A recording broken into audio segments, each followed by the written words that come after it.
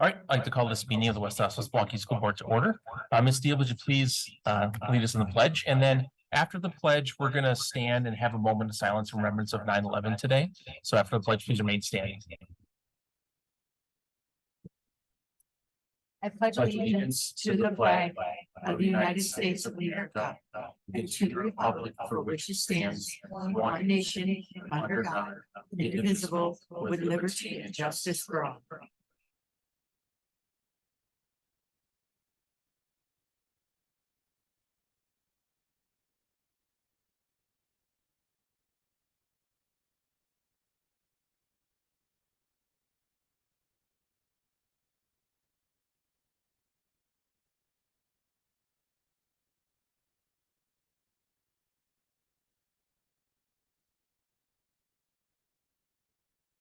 Thank you, everyone. Suzette, would you please call the roll? Ms. Steele. Here. Mr. Sikic. Here remotely. There he is. Mr. Keller. Here. Mrs. Carr. Here. Mr. Becker. Here. Mr. Burns. Present. Mrs. Lee. Here. Mrs. Kaiser. Here. President Lee. Here. Proper notice of this meeting has been posted in accordance with the open meeting laws of the state of Wisconsin. Do we have any modifications to the agenda this evening? There are no modifications. All right, so with that, we're going to move right into our public budget hearing for our proposed budget for the 23-24 school year. And I start out with a few introductory comments. So this will be gone over in a lot of detail shortly with Mr. Norris. But essentially, what we're here is to hear about what our proposed budget is for the 23-24 school year. This is not a meeting in which we will take action on the budget. That will not happen until October. However, this is basically what we know now with the information that we have regards what funds we will be getting from the state, as well as what the property value determinations have been. So at this time, there will be a presentation. We'll go through the budget in detail. And then after that is done, there will be an opportunity if any members of the public, either via Zoom or here in person, if they have any specific questions regarding the budget, they can be asked at that time. And we'll have that portion at this point. With that, I'll turn it over to Mr. Norris. Perfect. And thank you for the introduction, Noah. We'll go through this quickly, but in depth tonight. It's part of the state requirement that we have an annual hearing, as President Lee mentioned. And so we'll hit on each different fund, each different revenue piece, each different expenditure. And then we'll also dive into kind of the budget calendar, because tonight obviously is not the first time we've been discussing this. It's a sequence of events that lead up to this evening and then really leading up to the end of October. So with that, I would thank you and welcome you for having me. This is, as I mentioned before, the annual public budget hearing is mandated by the state of Wisconsin for all public school districts. Some of the things that I'll read tonight, I have to read for the record. So this evening, we'll be going through our budget at a high level, an overview of how schools are funded, and dive into different funds that make up the budget. So with that, I really want to start with our mission statement before diving in and hitting on this, because I feel like as an organization, our focus from a budgetary perspective, sometimes we lose why we do what we do. And the budget really is a center, and it's supposed to be kind of the backbone to how we accomplish our goals as a district. And this is the mission that guides our work. So every day, our school district focuses on equity through deeper learning, fosters a sense of belonging, educates the whole child so that every learner achieves success. And I think that's important to just center what we're talking about tonight, because that's really the ultimate goal is student achievement and having everyone feel important and belong in our schools. Board of Education members tonight, we have our board here, which is that the roll call for that. So we'll keep moving through and our administrative staff. But I want to just make a point to thank the dedicated members of our board and administration. We've spent a number of months going through our budget and our larger scale, connecting our budget to our strategic plan. And really just want to thank you guys for all the work you've done on this, because this is not just a 1 year, we do this every year, but this has been 4 or 5 years in the making leading up to where we're at today. So it's a lot of work and commitment on your part, and the same as our administrative team as well. So thank you for that. The budget adoption timeline, as President Lee mentioned, so this evening we'll go through a high level kind of where things are at today, but really there's a lot of things left to come. So the next 5 dates really solidify the budget for this school year. The main one coming up is this Friday, which is the third Friday pupil count. So in the state of Wisconsin, there's 2 main pupil counts. The first one's in September. It's always the third Friday in September. So the reason I mentioned that tonight specifically is that the third Friday of September is this Friday, which typically it's actually the third Friday of the school year, but this year it's only the second Friday of the school year. The 1st of September was a Friday this year. So the reason that the importance here is that if a student is absent on the third Friday count, they have to be in attendance either before and after. So if a student only has 10 days to enroll prior to, with transiency and things like that happening in our district along with other districts, it's all the more important that we are following up with families and getting students enrolled as quickly as possible. So that's important because the third Friday in September is the revenue date, and the second Friday in January is for aid purposes. So third Friday in September allows us to accurately figure out our membership, which is actually the amount of money we get in the revenue limit. In January, the count is done to produce aid amounts, which then are help for the next fiscal year. So our second Friday in January count last year is the aid that will get certified in October for this year's budget, right? So 2 very different but very important dates for counts. And so I just mentioned that tonight as just a note in the back of your head. That only happens every 7 years, but this is the year. So October 1st, equalized property values are released by DPI. That has 2 impacts we'll talk through tonight at a later point. Final state aid calculations released. So 2 big dates for a district that's considered a property poor to the state. Those are big dates for us to figure out total tax levy, total mill rate for the community. And then the end of October, our board would vote and review the final budget and tax levy for the school year and approve that. And then in November, we would certify the tax levy certifications to the municipalities, our school district, there's 4 of them. So kind of some revisions from the last preliminary budget hearing that we had include updated aid numbers. So we get preliminary updates from Barrett and the state. So we kind of have an idea where that might come in at, but that's again, doesn't happen until school districts start to go through their audits, right? And so our audit is next week. And once every school district in the state gets audited, then the numbers get produced to the state, and then they can produce aid amounts for the whole school, the whole state. So at that point, we can update the mill rate. So that's been updated as a projection. We get adjusted AGR, or formerly SAGE revenue, from the state based on how the projection of students and also the actual students that have been qualified in previous years as free and reduced. And then we also updated our federal revenue through ESSER and flow through. So the next part of the presentation, I want to go through, and this isn't certainly new to anyone on the board here, but for anyone listening, kind of a school district finance 101 of exactly how we get the money that's allocated from the state. So really, this is the formula, and it looks complicated, but it's somewhat simple by just going through it. So the first piece is we take our resident membership, multiply that by the per pupil amount, which is done by the state. We receive some districts receive one-time non-recurring exemptions. We'll go through those. Some districts have ongoing recurring exemptions, and that equals the revenue limit authority. Okay. So that computation is done, and that produces about 90% of the school funding we get as a district. And it's kind of at a high level easier to go through it without numbers, I think, sometimes. So we'll start there and then jump into numbers. This is what that looks like for us, projection for this school year. So resident membership, which again is not enrollment, membership is any student that lives in our community that attends a public school district, right? Mm-hmm. For that matter, if you include private vouchers, also private schools as well, if they're part of the voucher program. So if a student attends here, but lives here, but attends in a different school district through open enrollment, they're considered a member. We receive the funds, and then we are obligated as an expense to pay that district for the amount that we owe them, right? So, that's just a note to make when you see that number. This number does not match our enrollment for that reason. The per pupil amount is set by the state, which, as you can see, the state, and we'll talk about this later, the low revenue ceiling was increased this year to 11,000. So that is where our district lands for the per pupil amount.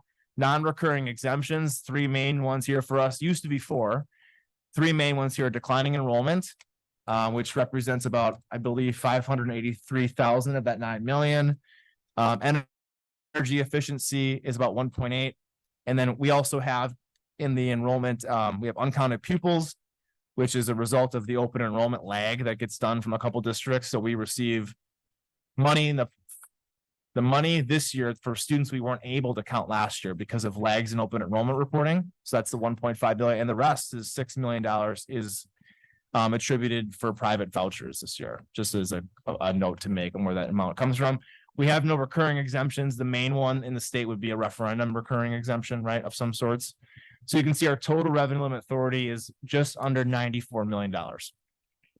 Okay, so the next part of the formula, and this kind of ends with how do you produce a mill rate tax levy, right? So they take the revenue limit authority, which is we just established about $94 million, and then you subtract aid, and that gives you the total allowable revenue limit to the tax levy to the community, right? So 94 million, our projected again, not determined yet, is around 61 million. So subtracting 93,898,847, subtracting that off of the 60,743,586 produces a total allowable tax levy of 33,155,261. Okay, so then this is the next slide that shows how do you get the complete tax levy, because that's just the school district's portion of the levy, right? There's also other funds that can contribute to an increase in your total tax levy. So we'll go through that. So the first thing is at the bottom left, we'll start here. Our Fund 10 total allowable levy. This is the 33,155,261 I just mentioned, right? But you also have to remove out any remaining Fund 38 debt payments.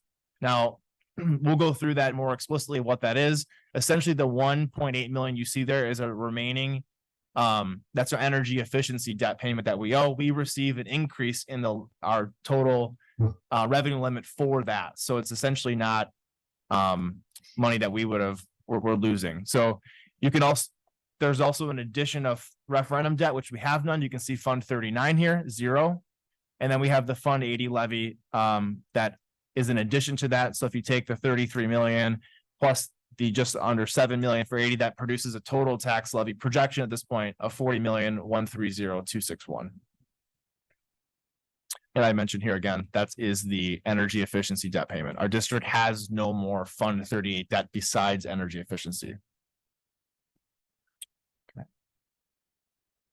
Okay, the mill rate. So our mill rate is again, another formula. So it's our total school-based tax levy, which we just established is about $40 million, divided by our equalized property value as a district, which is just over 6.5 billion, multiplied by 1,000 to produce a mill rate. So that mill rate essentially is for every $1,000 in value, that's like essentially what you would pay, right? So we'll go through that a little more explicitly in a second. But our equalized property value at this point has not been determined yet. And so when it is determined, that's when we'll have a better sense of kind of the last pieces of the mill rate. So if that number goes up, then the mill rate's going to go down, right? If it goes down, that mill rate would go up then. So it's kind of an inverse relationship here. But what we do know at this point, we'll go back, is that our equalized property value is projected to increase from last year to this year by 9.1%, right? And how that compares to the state is important because the state's projected to go up as an average 13.1%. So you might say, well, ours went up by a lot, but the state went up by even more. Well, the reason that's important is because if the whole state goes up by 13%, we only go up by 9%, that means our district just became more property poor, right? Everyone went up by more than we went. So the reason why that's important is because if you go back to our aid amounts here, if you become more property poor, your aid amount's going to go up, which means your total levy to the community will go down, right? But aid, they're saying in the field, is aid is a year delayed. So whatever we produce this year has some minor impacts this year, but really the bulk of it is next year, right? So we do look for it for this year because there are some impacts that are minor, but you know, last year we had the same situation where our property value went up, but it didn't go up by as much as the state did. So that the bulk of that will impact this year. That's why I'm so interested to see what it comes out at, because it will have some impact on our mill rate, but I guess tentatively in a good way, right? For the community members here. Okay, shifting to the revenue limit. So now we've established our total revenue limit is around 93 million, right? So you can see here our revenue limit history. And so this goes back a number of years. And so the main thing to focus on here is that, the last 2 years, you saw our total revenue limit authority decrease. And the main reason that is because in the last biennial budget, the school district saw no increase in our total per pupil allocation. So therefore, if you have less students, our declining enrollment phase, and no increase in per pupil allocation, you would expect our total revenue limit to go down because you have less kids and no more new money, right? This year, you can see our revenue limit is going up because we saw an increase from the governor and the biennial budget. So even though we have less kids, we saw an increase of $325 per student plus the difference for low revenue ceiling. So it's kind of a complicated piece, but we saw more money, so the limit had gone up from the past year, essentially. But one thing to mention is that doesn't solely have an impact on our tax levy, because if the revenue limit goes up, but also equalization aid goes up, it's essentially a wash, because our revenue limit subtracting aid equals the total tax levy, as we just went through. So you can see here that our tax levy, or I'm sorry, equalization aid went up in blue from 22-23 to 23-24. But our tax levy is projected to go down. And that's because as aid increases, as revenue limit increases, there's no impact on the community. And that's the important piece to note. This chart can be misleading, but we have to take them both into account. So, and then that produces the mill rate. So you can see here, our mill rate for the better part of, 8 or 9 years had hovered between $9 to $10. And due to three main reasons. One, our district becoming more and more property poor, that has an impact on the amount of aid we receive. So as aid increases, our levy decreases, which decreases our mill rate, right? The second reason is having less students, you require less total revenue limit authority. And if your aid is also increasing as revenue limits are decreasing, your mill rate is going to continue to go down. The final reason is that property value increases. So if you do not require more money to fund a district based upon the formula, and your property value increases, because of the way that the formula works, your mill rate will decline as well. So you can see our total tax levy, and this is not on the slide yet, our total tax levy is projected to decrease minimally, but our mill rate is projected to decrease by 8% because our property value went up by 9%. So it's essentially the same amount, right? And that's true across the state. Okay. Keep moving here. So Fund 10. So now we're going to go through each fund that the district has to show where and how our funds are allocated. Fund 10 is the general fund. It is used to record nearly all district financial activities for current year operations. As a part of Fund 10 also exists Fund 21 and 27. Fund 21 is essentially it's called a special revenue trust fund, and we record gifts, donations from private parties, but it's also for school clubs, advisories, grants, things like the Coles grant live here, things like that, operate out of a Fund 21. So when schools raise money, each school has their own Fund 21 account, right? So that's that. And then Fund 27 is our special education fund. And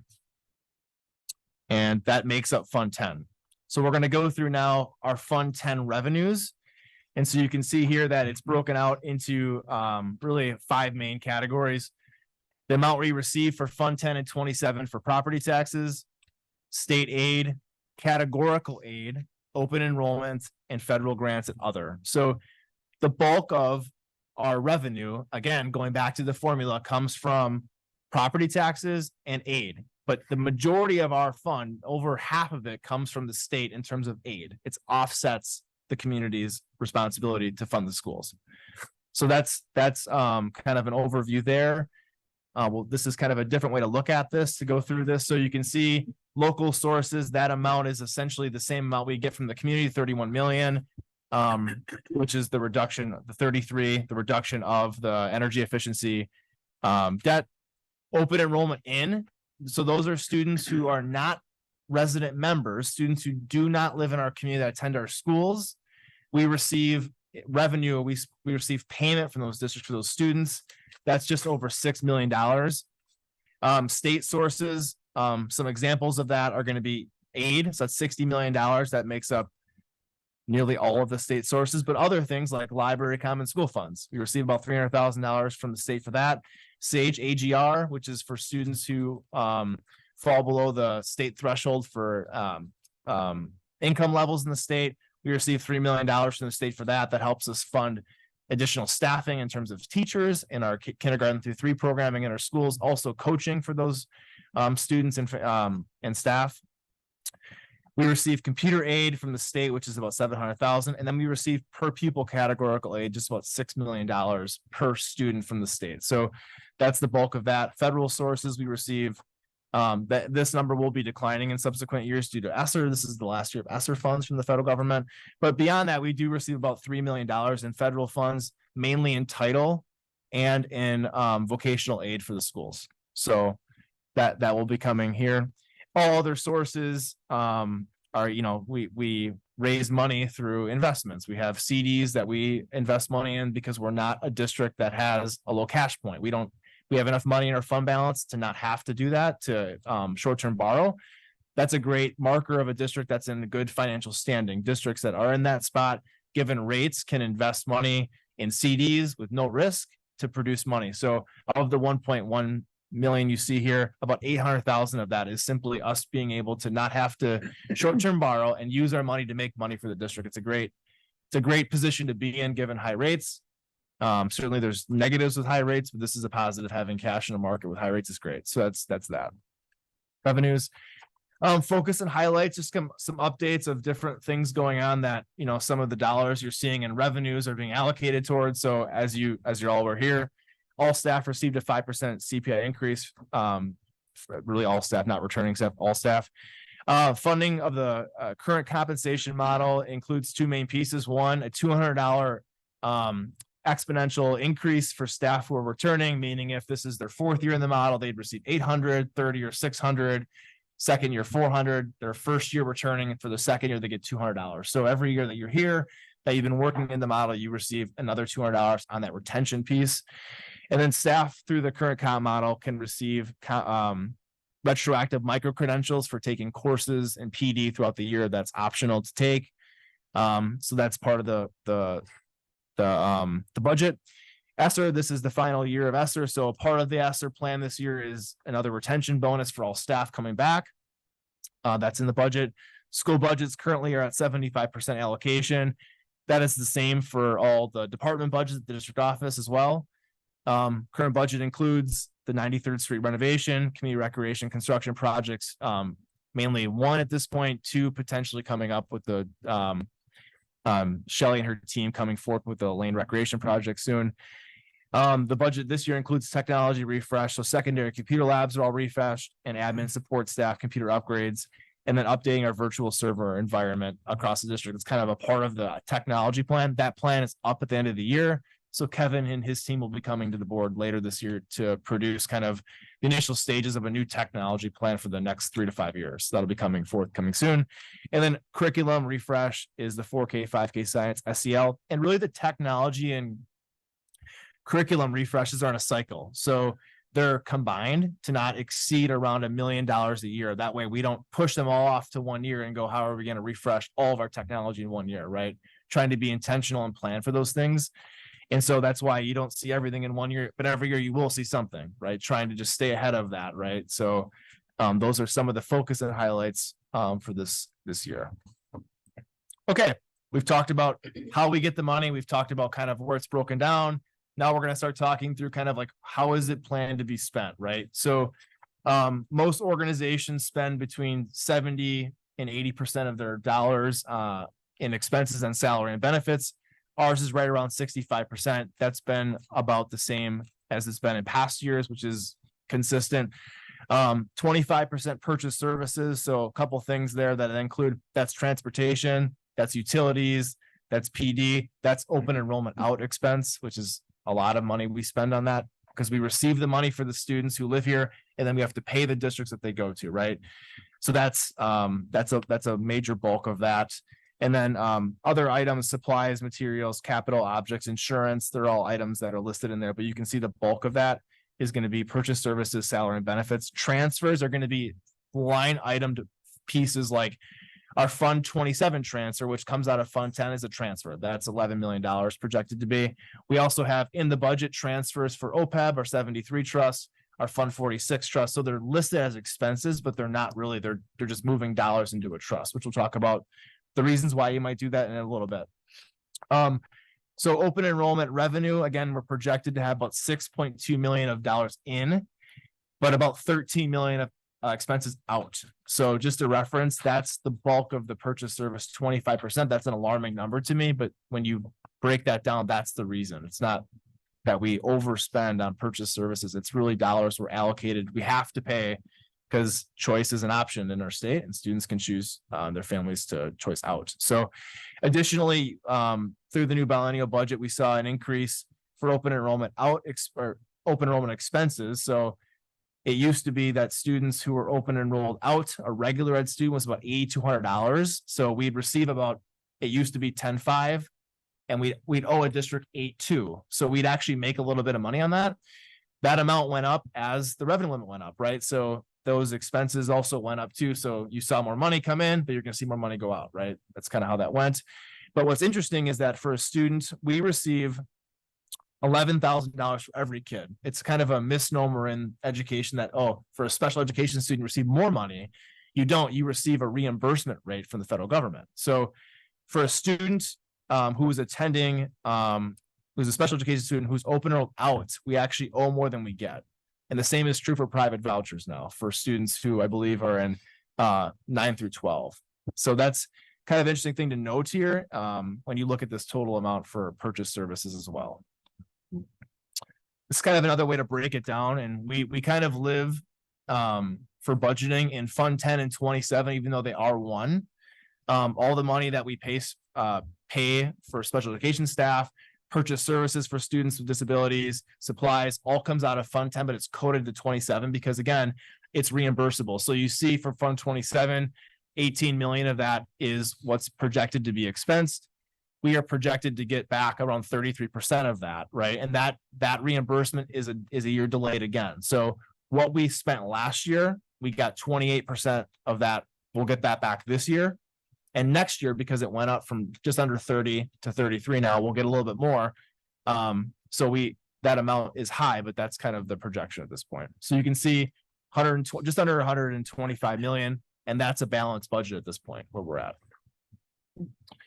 So Fund 10 and 27 kind of general updates here. So I wanted to include this kind of to show what's changed from the last biennial budget to this biennial budget. So our total Fund 10 and 27 expenditures equal our total Fund 10 and 27 revenues. Essentially, our budget's balanced at this point, which is great news. And we don't currently have or plan to have an S or cliff like other districts are having, even with the increases that I'll talk about from the biennial budget, which is even better news for our district.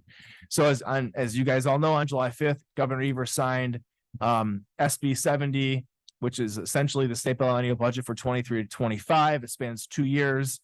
He included with the state budget Act 19, which includes partial vetoes, which he has the ability to do by being the governor in the state of Wisconsin. The main changes for us are as follows. So the revenue limit increased by $325 per pupil in fiscal year 24 and fiscal year 24, 25 and beyond until a change in legislation. So I make that comment because it's misleading to hear that it will happen for 100 years or whatever that was, because it really won't. What it does guarantee is that for the next biennial budget to 27, we will, unless a negotiation is done because Governor Evers' term spans beyond that budget, we will have that increase unless they negotiate a different deal, right? Anything beyond that, I do not plan on banking on that because, the governor race will determine what happens here. That's how these things go. So, okay, the low revenue ceiling increased 11,000. That helped our district. We were at 10.5, so we were at $10,500 last year. If you include the $325 increase, that put you at $10,825. So the difference is actually another increase that we received. However, it essentially was offset by our hold harmless. That's why I mentioned at the beginning, we do not have a hold harmless exemption because it's now gone. So there's no need to discuss that, but that's kind of a point to make here.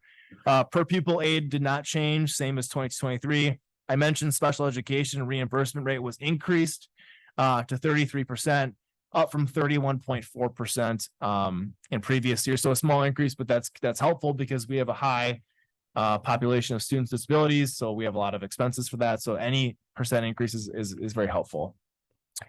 And then mental health, the school-based mental health grant, which is on a per pupil basis. So the biennial budget, part of the negotiation, Governor Evers had established a number of mental health grants to help school districts with the ongoing, response to COVID, increasing needs in mental health. I mean, there's that's been common across the state of Wisconsin.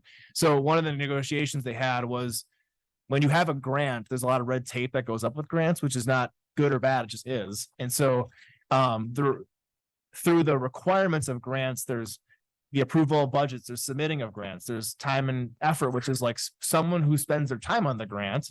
Actually, you have to claim those dollars in the grant, because if they spend half their day working on a grant, then the grant should pay that person, right? So by not having, I guess, red tape, allowing districts to use the money, $1 for every dollar to actually service mental health needs is more helpful. So the governor and the Joint Finance Committee agreed that they're just going to fund the schools at $31 per student, and all those dollars can go right to mental health needs, which is great. So that's helpful. So that's about $236,000, which is really not new money. It's just in replacement of the grants, right? So it's good news. It's about a wash for us, which is great. So a lot of the supports we had in schools last year with grant money, the concern was, what if we don't get that anymore?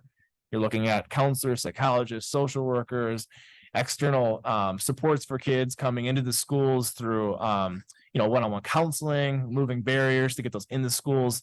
Those can stay in place because of this negotiation, which is great news for us. Okay, we kind of hit on 38 and 39, but we'll go through this. So Fund 38 and 39 essentially are both considered debt service funds. They're used to record transactions related to general obligations to debt principal and interest. So Fund 38 is the only fund here that we actually have outstanding obligations for. So Fund 38 is considered non-referendum debt service levy. Fund 39 is considered referendum debt service levy. A couple of things to note here as I'll go through this. So in 2021, we had the opportunity, given low rates at that time, to refinance our debt, which saved both the district through our Fund 38 debt dollars that the district decided to take out for capital improvement projects. It saved the district dollars by reduction in interest payments, but also refinancing energy efficiency debt, which is an increase to our revenue limit, also saved the community dollars. So in 2021, given the climate we're in now, what a great decision that the board and the administration made to do that, because it saved both the district and the community a lot of money doing that.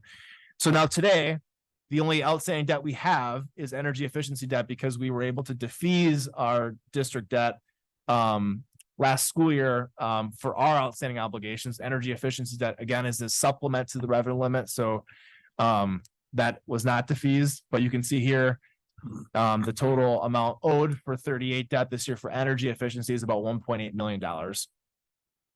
Fund 39, as I mentioned, we have no outstanding Fund 39 referendum debt, so the amounts are zero.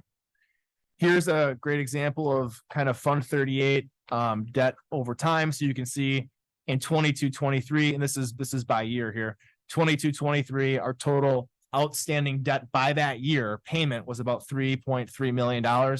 This year essentially got cut in half, because the other half was our actual Fund 38 district capital improvement obligations, which are now gone. So you can see the debt, the decline here, and then you can see by year, right? So you can see our energy efficiency debt is scheduled to fall off by 26, 27. So we're nearly done with that as well.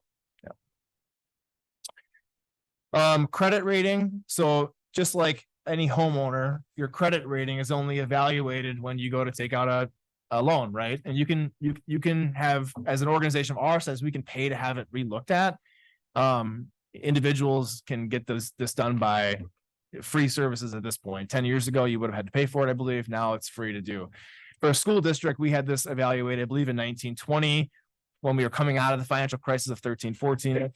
And so our rating is considered high grade at the S&P, and Moody's has us in upper medium grade. The good news to me is that only 58% of districts are labeled by one of the two as a high grade. So we're really in a good spot, especially now, given interest rates that, if we ever needed our credit rating, we know it's there. And so having that in the back pocket is good.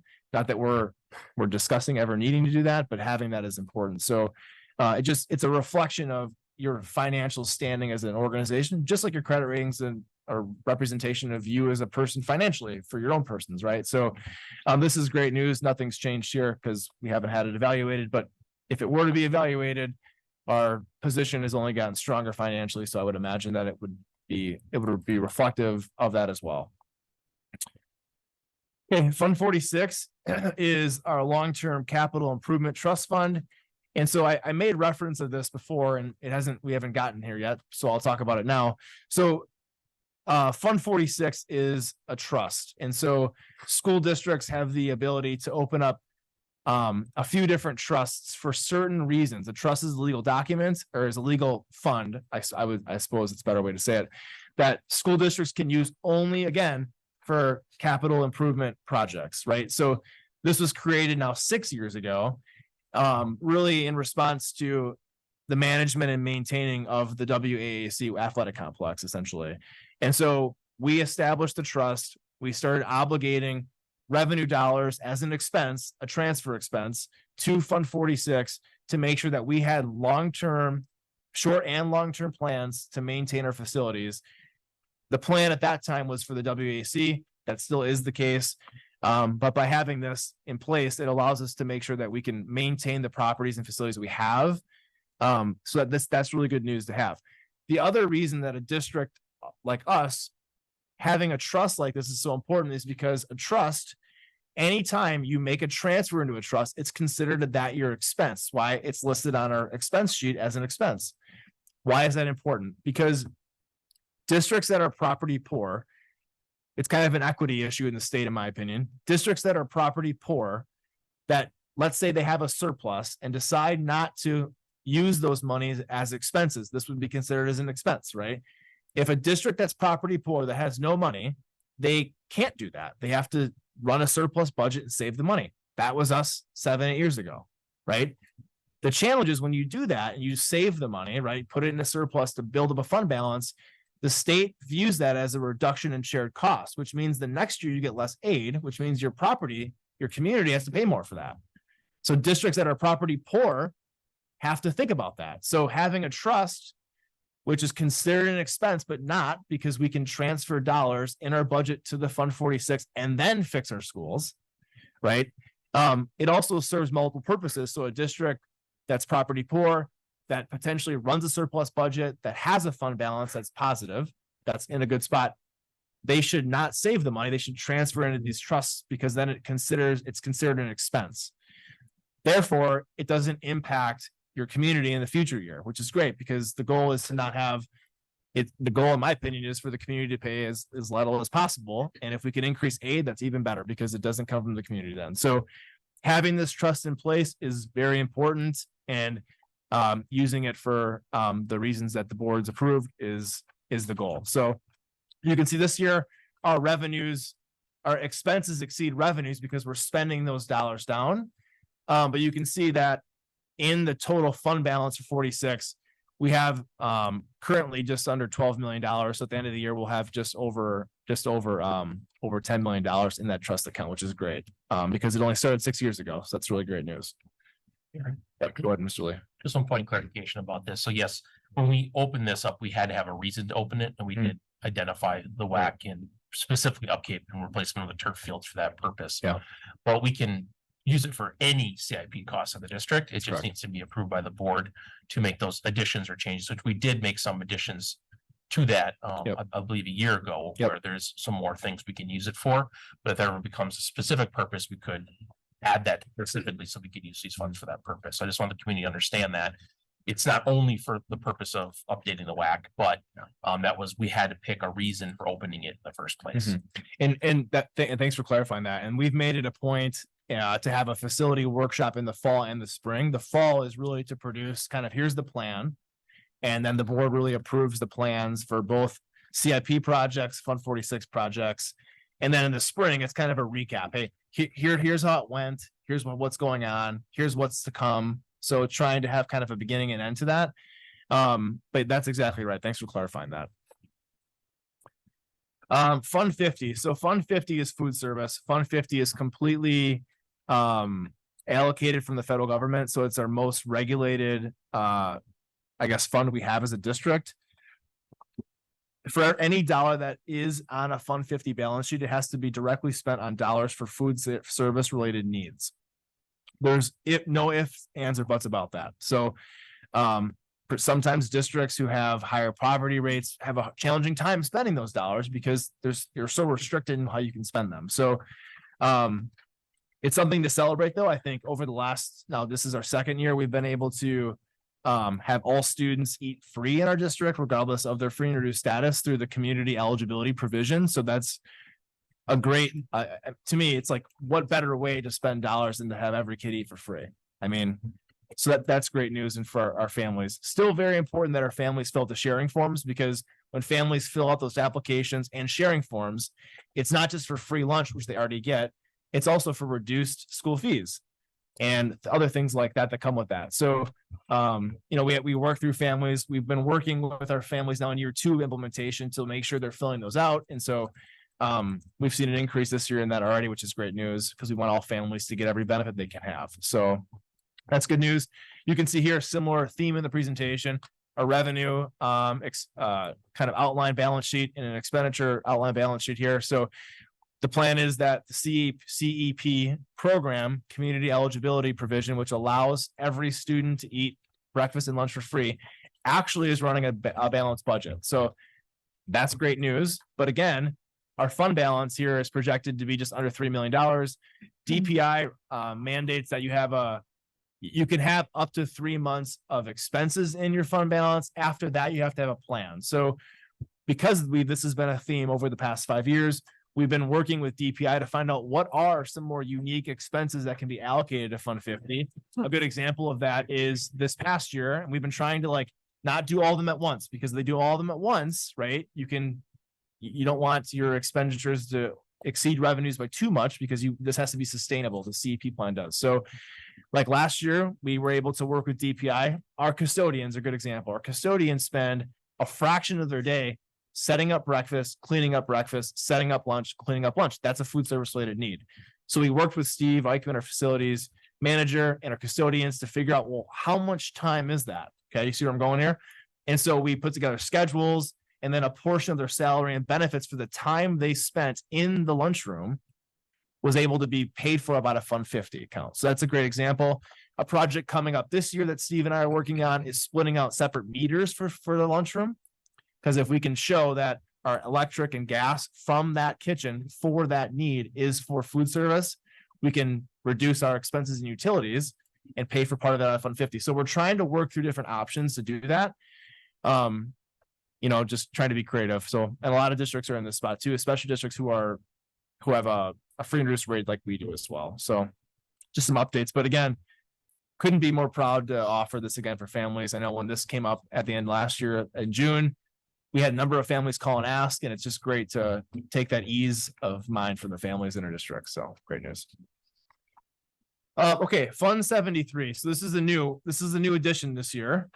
So just kind of to go through this and say this. So Fund 73 is considered an employee benefit trust fund. So state law requires the reporting on the Fund 73 trust to the board during the annual meeting. It requires the amount in the trust, any investment revenue earned by the trust since last year's annual meeting, which is essentially none because it just got created, total disbursements by the district, which will show, and the name of the investment manager, which is the district. So just kind of a recap here to go through. So much of the work that went into revamping our retirement benefits happened during the 22-23 fiscal year.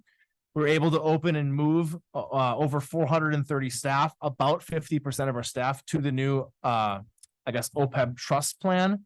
And we'll continue to fund those retirement benefits each year by making changes, or by making this change, we'll have a better budget for these expenses every year rather than when they're come due. So again, we went from an unfunded plan to a defined contribution. Unfunded means that you don't fund it year to year and the obligation comes due at one time, right? It would be like if you didn't pay your mortgage all year and then you could pay it every year in January, unfunded.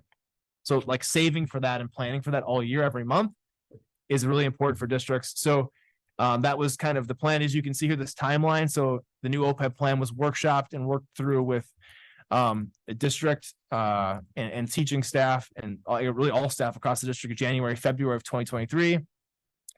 In March, April of 2023, the trust was approved by the board and at the March 27th meeting, and documentation was sent and approved by DPI and our auditors in mid-April. The initial deposit was 3.35 million into the Fund 73, which included the defined contribution for teachers in their 6th or less year at that point, administrators and at-will staff under 16 years, all EA, secretary, facility staff, not on prior plans. So you can look at that and go, that amount actually is not in, it's not in the fund balance because those dollars are allocated to those people. So those dollars are for those people, but the trust outlines when it's theirs. That's the vesting schedule, right? We were able to also deposit 3.58 million into the Fund 73 trust due to it kind of pre-funding the trust, which again is another strategy similar to Fund 46. This trust is considered an expense. So any end of year surplus with a district with a fund balance of about 33% of our revenue, we don't need to save more money. We need to use it wisely to not push the burden to the community. So what you'll see here in a second, I want to explain the difference because difference matters. So you can see here our projected revenues and expenses here. You're like, why would you have a revenue in a Fund 73 unless you're gonna, like, how would it not balance? Okay, so given that our new OPEB plan has a vesting schedule, people who don't meet that completely forfeit a portion of that if they leave. That's the projected revenue, the 400,000. So projecting that people will leave even within the vesting schedule, taking 50% with them, they're defaulting 50% at that year mark. So it's 5, 10, 15, and 20. Expenditures are going to be more of additional staff, brand new staff. So staff that new teachers are going to get $2,000 per year. That's an expenditure that's new. So the offset, you're like, oh, that's a deficit. But the 3.58 million was an end of year transfer into the trust. That actually is in the trust. It's not dispersed to people, right? So you can see here, this is the plan to have this be sustainable until we see the expenditures from the undefined plan start to decline. So when this runs out, we should be washed with our budget because in our budget, we have a line item for both the undefined plan. Does that make sense? So it's kind of like as one decreases, this one, they should level out. And that's the plan. So that's kind of the difference here. Not to go too deep with that. Okay, Fund 80. Fund 80 is our community service recreation program. It's used to record transactions related to the use of district property for civic purposes. The program includes adult education, community recreation programs, and or care services. This is for any student, adults, anyone that lives in the West Allis, West Milwaukee community or at large at all, right? So our revenues here, there's two pieces to revenues. It's both the levy from the community and then also local source fees. So the recreation program makes money when they have programming. People can pay, a fee to participate. And so you can see about 8.475 million. And then the expenditures are on the right, and the bulk of that, about half of that is for construction capital improvement projects. The main one is the addition at the recreation center that Shelley's working on, and then also the current plan, which is still coming forth end of next month for the board to review for the Lane Recreation Project. That's that. So beginning fund balance is just under 6 million. Revenues and expenses, you can see the decline of about $500,000 there. But that's Shelley working through that to spend the dollars for the construction project at the 68th Street Recreation Center. Okay, almost to the end here. The projected tax levy for 23-24. So you can see here, just to kind of recap, the Fund 10 levy is just over 3.31 million. The Fund 38 levy for energy efficiency is 1.8. We have no Fund 41 levy. We didn't discuss that because we don't have one, but we have to list it. So total revenue limit levies are 33,155,261, with the projected Fund 80 levy at 6.975 million, produces a total proposed projected property tax levy at 40,130,261. You can see the breakdown here, the general fund, debt service fund, and community service fund, kind of in a pie chart, different way to look at it. So you can see here the tax levy history. You can see that the total tax levy is projected to decrease, but essentially remain flat from 22-23 to 23-24, meaning that everyone in the community, what you paid in taxes last year should have no substantial change, although it can change because your equalized property value can increase at different levels. Like I said, 9.1, that's an average aggregate across all of our municipalities. If you live in a certain community or a certain portion, your value may have gone up 11% and someone else's may have gone up 7%. So that person's, because the mill rates reflected their property, their school-based tax levy may have gone down where yours have gone up a little bit, right? It's an aggregate average. So I want to just say that because it's not, they don't pull them together and it gets divided out equally, right? It's every person has a different, you did a construction project on your house. Your house is reevaluated. Now your property value is higher, right? So then your taxes to the city and the school district go up. That's just how it works. And so I say that with caution, but overall, this community at large, the taxes have decreased slightly and remain flat essentially across the community. The mill rate is a little more complicated as we went through because the mill rate takes into account the total levy, which it really did not change, and divides it by the total property value in the community. The property value went up by 9%. So you can see why the mill rate would decrease by almost 9% because property value went up and it's essentially correlated, right? So the bigger thing to look at from a community perspective is the levy, because the levy represents what you actually pay. The mill rate is a way to calculate what you pay. So if your value goes up and your mill rate goes down, you might pay the same. If your mill rate goes up and your property goes up, you're going to pay more. So ours didn't change, and that's why the mill rate went down.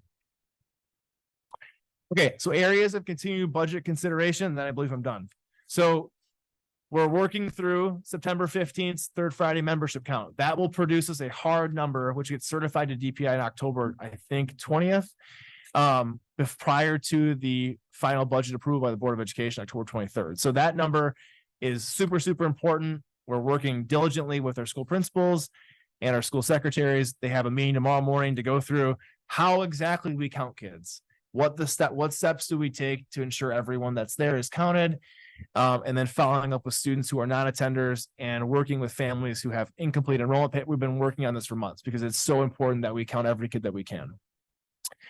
So that's that. So certification of aid and final revenue limit comes from two main pieces. The aid being certified by the state, which happens here in about, 3 weeks.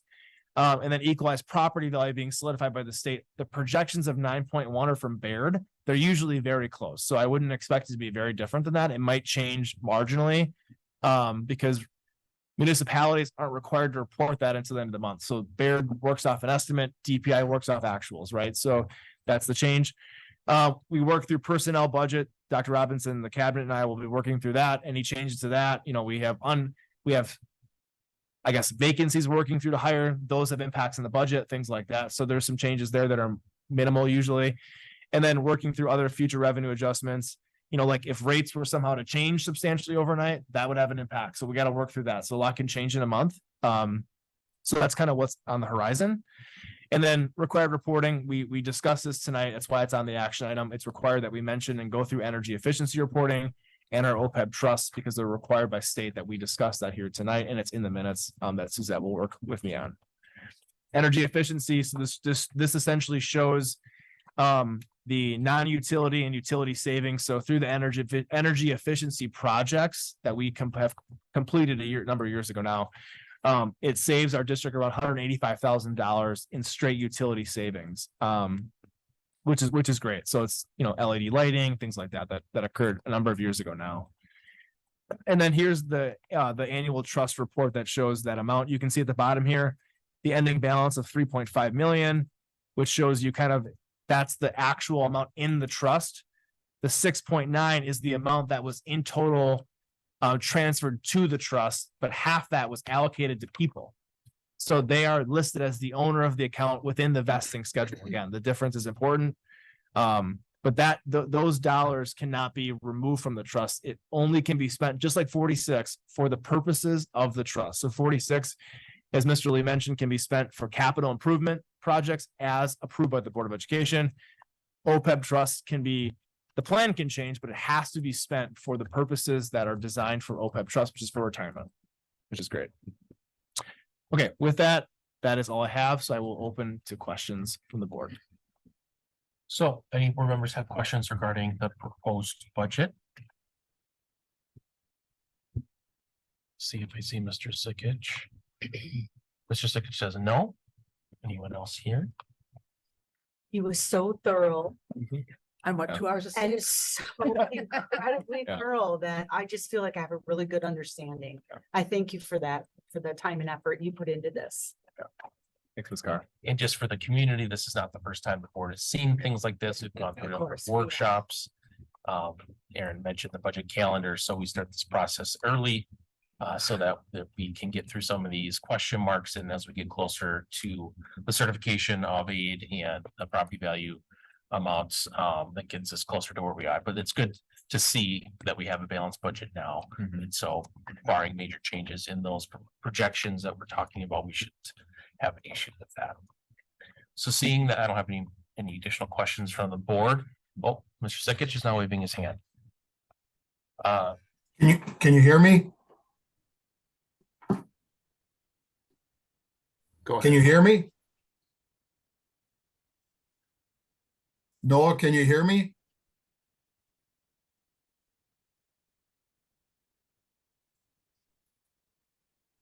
Go ahead. Can you hear me?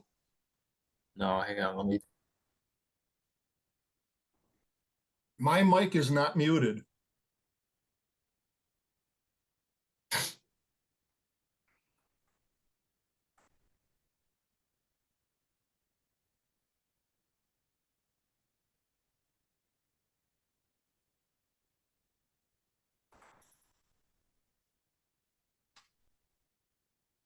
They can't hear me though.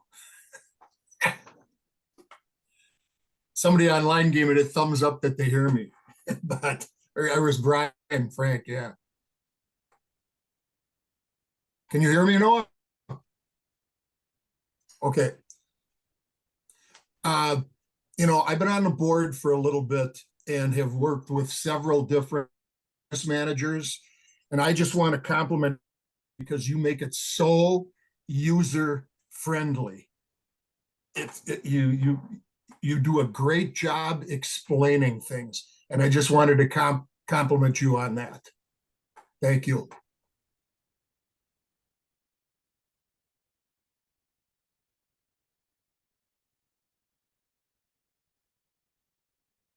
Team members understand what's going on and why we're doing things, and just want to make sure it's overly transparent of, the who, what, where, when, why. So appreciate that. Yeah, definitely. School finance is not a simple thing at all. So, How is it in Texas? You made it sound very, very understandable. Yeah. all right. So with that, we have the opportunity for public to ask questions about the budget. So if there's any, I'll start with people here in the room. Does anyone here would like to ask any questions regarding the budget? If so, they ask you to come up to the podium here and then state your name and address, and you can ask your question.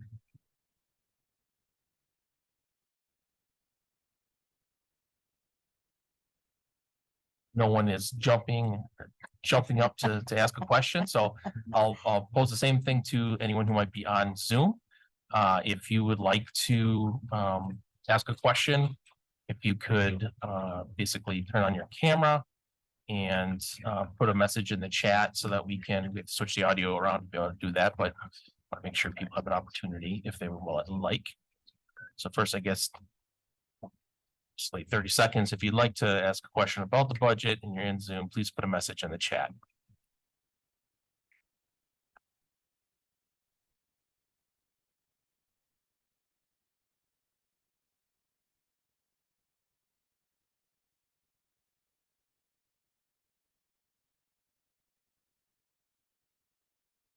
And I am not seeing anyone with any questions. So I'm going to close.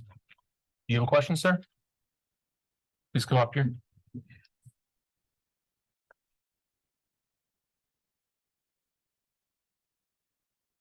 Hi, I'm Rich Gross.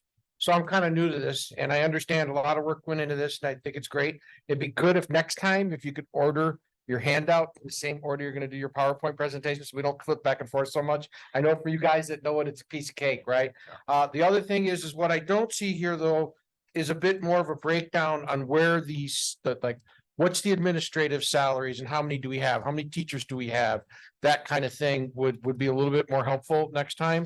You don't have to necessarily talk to it, but as long as that information is in there, just kind of gives us a breakdown. Maybe.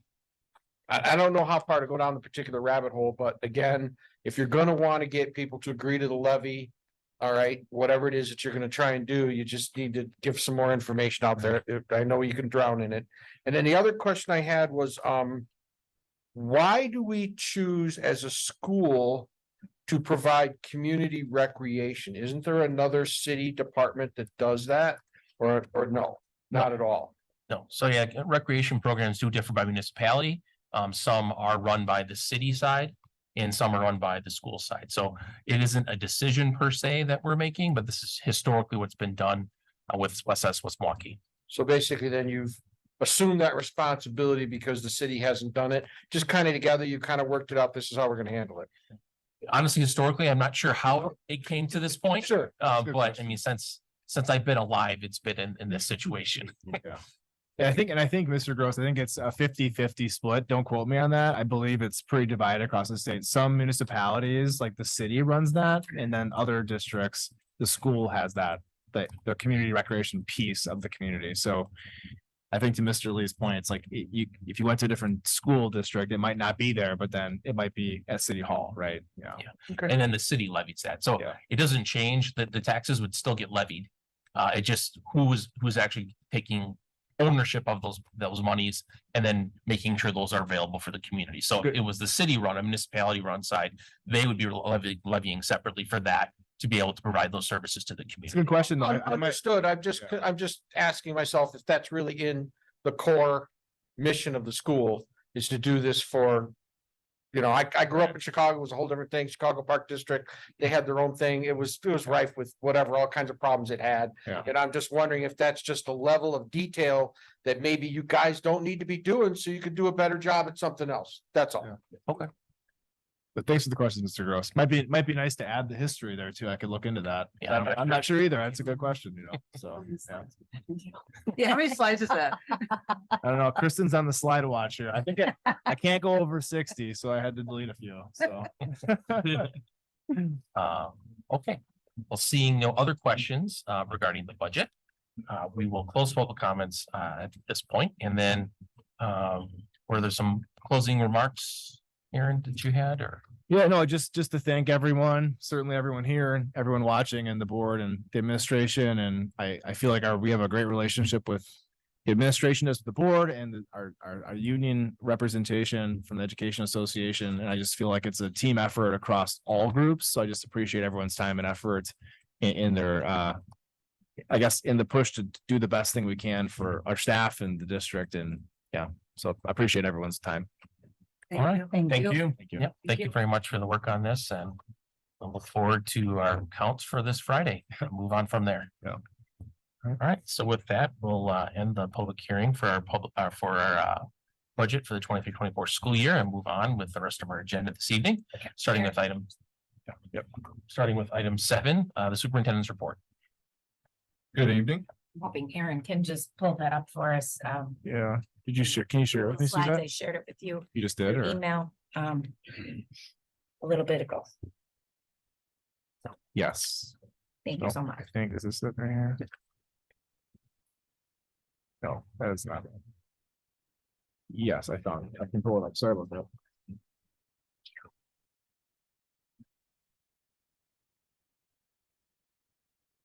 Okay, So good evening. As we start off the superintendent's report for this week, the legislative updates. Office of School Safety will continue to remain operational through the end of the 2024 year due to a one-time transfer of $1.3 million in American Rescue Plan Act dollars to support the operations and programs of the office. Our district recognitions, I wanted to start out by thanking the community, our schools for a great first week of school. And specifically, I wanted to send some special shout outs to the community for coming out on August 30th to our first annual back to school bash. I'm saying first annual because Board President Lee made an announcement that this was the first annual. So it lets me know that there will be a second next year. I want to specifically thank Dr. Stewart and Shelley Strasser, board cabinet members, principals. Every single school was represented in some kind of way. Our school community organizations for participating as vendors, the city of West Allis and village of West Milwaukee for their participation as well. One thing that I think really was brought out of this particular event is the cooperation and partnership between the village as well as the city of West Allis. So thank you for that. Our attendance walks. I want to thank Laura Sage and Melvin Johnson for helping and organize those particular walks. I personally participated in the West Milwaukee visits with Principal Thompson. I enjoyed myself interacting with the students and parents, and put a little message on here that it was go time. That's something that I'm just adamant about saying as we start off this particular school year. So in the last couple of weeks, attended again the back to school bash, welcome back walks, visited all schools during the first 3 days of school, I should say. September 1st, I participated in the University of Wisconsin-Milwaukee School Partners Meeting. September 5th, Mitchell Elementary School Community Read Aloud. I had an opportunity to read to the entire campus as they kicked off their project involving community through that effort. And so I want to thank the school for having me. September 6th, City of West Allis' community bike ride. Mr. Becker, I did not see you. I did see your wife. So I want to make a note that she rode in the community bike ride with us. I was looking for you. I didn't quite see you. So next time. And September 6th, that same night, I then came up here and participated in the district PTA council. I want to thank Board President Deal for being here as well. September check-in meetings have started on today with board meetings. And so we're excited about that. Our listening and learning sessions. We are officially kicking off those sessions on this week. And I want to kind of go through quickly how that will look to the community. So each session will be broken up into 3 sections.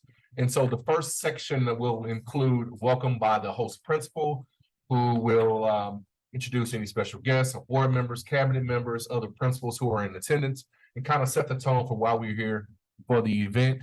They will then introduce me. I will go through the norms, the purpose of the event, and then we'll kick off into and start the process of collecting the data.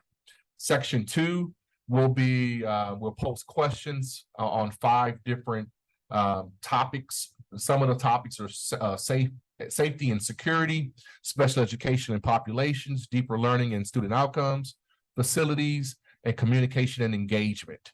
And so these particular areas we will collect data on. We will have a QR code that will be displayed on the screen, as well on the agenda for our community to just take a picture and then participate in the survey at that particular point, so we can collect data through all of our visits. Again, we're collecting data to better understand the community's viewpoint on these specific areas.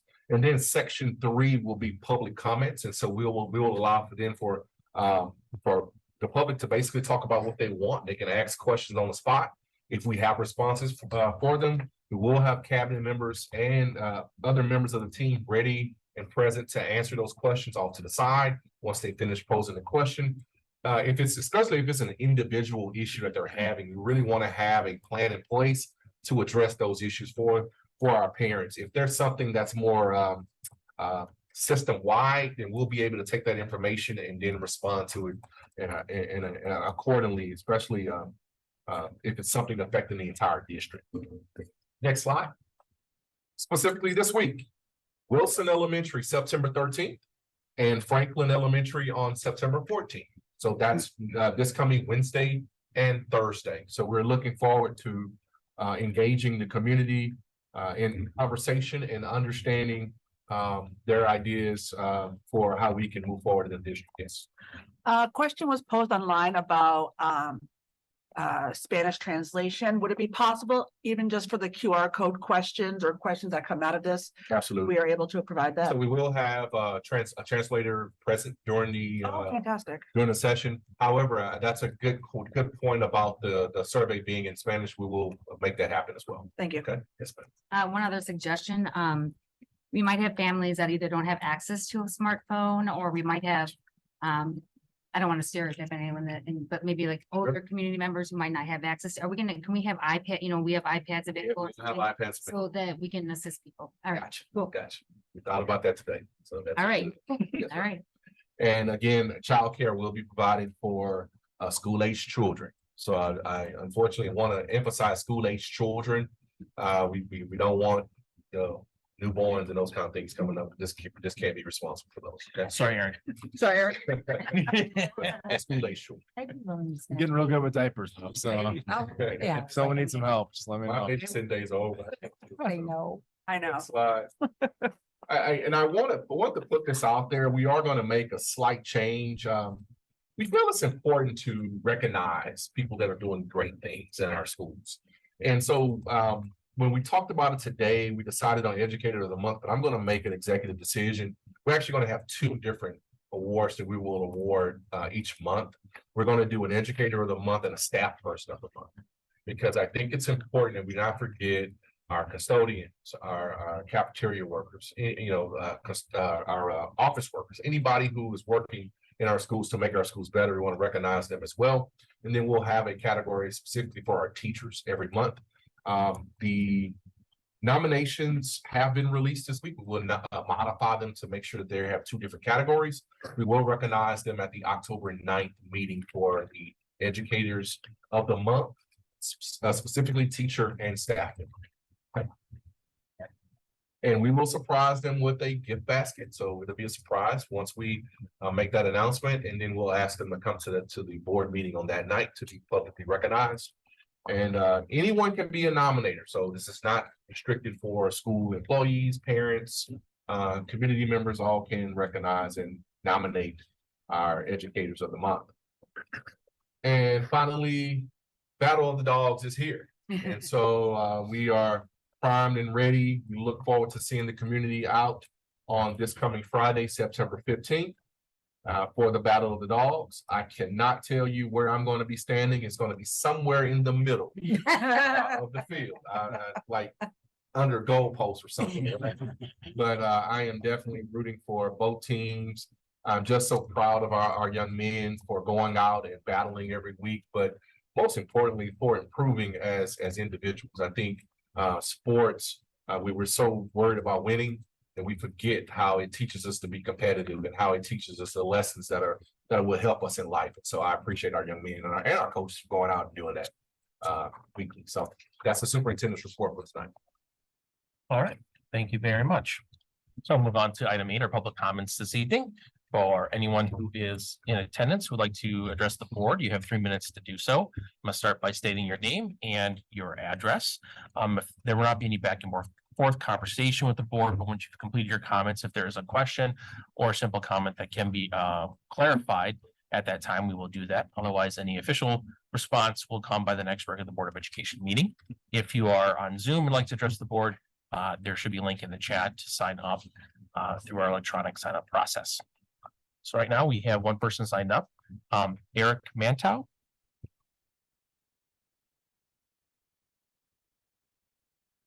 Good evening. My name is Eric Manto. I live at 1135 South 76th Street. I have 3 kids in the district. I'm the assistant Cub Master for Cub Scout Pack 584. I'm supposed to be at a committee meeting right now, and I'm really, really late, so I'm talking quickly. And I coach football and soccer for the Park Rec Department. I've lived and participated in this community for 18 years now and love it. I do care a lot about the education provided by our schools. I have 2 main points to get across in my short time here. 1, give our kids a better education. On my first point, the education level in West Dallas was never great, but it used to be passable. Then COVID happened and we've dropped off a cliff. This district sent out a rosy email earlier this year on how we only dropped 1 point overall from the prior year. This neglected to mention the drop from 2019 to 2021 was 15 points. Our current report card puts us below MPS. 39.1% of our students are below basic in English and 50.8% are below basic in math, over half. What are you doing to give our kids a better education? This brings me to my second point. COVID is rearing its ugly head again, and some districts around the country are closing or masking due to this. Last time this district closed the schools for a year and then masked for almost a year after that, and the educational level has dropped dramatically. Some of us warned you of this. Districts around us were open and mask-free, did not see a spike in COVID, and did not see a huge drop-off in education that we did. We should not close our schools or mask again, as was more harmful than helpful. Dr. Robinson, I welcome you to the district. I don't know you yet, but I hope to. You come here at a good time. We need change. I hope we've hit rock bottom and that you can bring us out of this, but it's going to take a lot of work and cooperation from the school district. I saw as part of your 90-day plan, which you just showed again, the listening and learn sessions and discussions with people around the district. I hope people are honest with you. There are a lot of good things in this district, but if you aren't hearing the bad, you're not getting the full picture. From where I stand, I have one neighbor who drives her kids back and forth to Franklin every day. It's about 2 hours of driving. I have another one who drives to Brookfield every day. And these are in my own block. We're not talking neighbors miles away or anything. That's just around me. They want nothing to do with the schools here.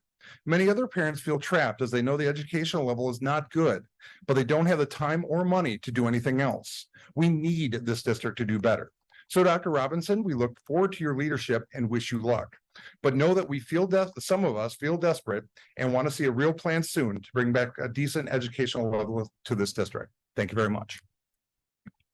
Thank you. Okay, and that was the only person I had signed up for public comments this evening. So we'll close public comments at this time. Move on to our board reports, starting with 9.1, review of the board calendar. So today is September 11th, and we have a regular Board of Education meeting along with our annual public budget hearing. Then Monday, September 18th at 6 p.m., we have a student services workshop. And Monday, September 25th at 6 p.m., we have a regular Board of Education meeting with a financial stability and efficiency workshop in the Future Recreation Center at Lane. And then on Monday, October 9th at 6 p.m., we have a regular Board of Education meeting. Moving on to 9.2 of board committee reports, starting with 9.2.1, college and career readiness. Ms. Carr. Today, our Life Readiness Committee met before this meeting. First, we discussed statute 118.33. And as a reminder to the board as a whole, this statute states that students that play a WIAA school sanctioned sport can take 1 credit of PE and a half credit of a core subject instead of taking 1.5 credits of physical education. So in other words, it's something that we could do if we chose to do as a district, if we want to look into it more. And we will be asking the superintendent to include this topic to a future board meeting for an in-depth discussion to see if this is something that our district would like to offer. The committee as a whole, yeah. Okay. The second item was about student services staffing. We are currently still in need of special ed teachers and EAs and multilingual teachers. We are trying to be as creative as possible to fill those positions, and the admin will keep us posted as positions are filled. And that is my report. All right, thank you very much, Ms. Carr. Does anyone have any questions for Ms. Carr regarding her report? Or any agenda items to be considered at future meetings, Mr. Becker? No questions, but I can't recall whether we discussed this last year. A parent in the district has a young child and they were inquiring about increasing the time for the younger kids to eat lunches, just like maybe 10 minutes, adding it to like the K4 through first or second grade, something like that.